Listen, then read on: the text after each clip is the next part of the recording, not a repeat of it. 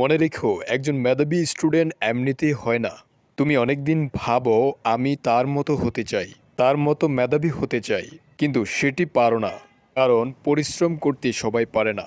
পরিশ্রম করার জন্য প্রচুর পরিমাণে উদ্যমী হতে হয়, প্রচুর কিছু স্যাক্রিফাইস করতে হয়। আজকের পর মনে মনে একটা প্রতিজ্ঞা করো, আগে যা হয়েছে হোক, এখন থেকে নব উদ্যমে প্রতিদিন কমপক্ষে 10 থেকে 12 ঘন্টা পড়াশোনা করব।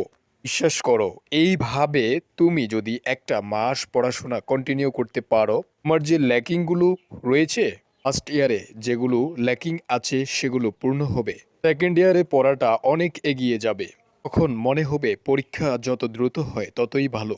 একজন মেধাবী শিক্ষার্থীর কাছে পরীক্ষার কোনো বিষয়ই না, কিন্তু যখন তুমি উইক স্টুডেন্ট হয়ে যাও, পড়াশোনা অত ভালো থাকে না, তখন পরীক্ষা যেন তোমার কাছে একরকম ভয়ঙ্কর বিষয়। ইনশাআল্লাহ আশা করি তুমি যথেষ্ট সচেতন এবং সচেতন হবে।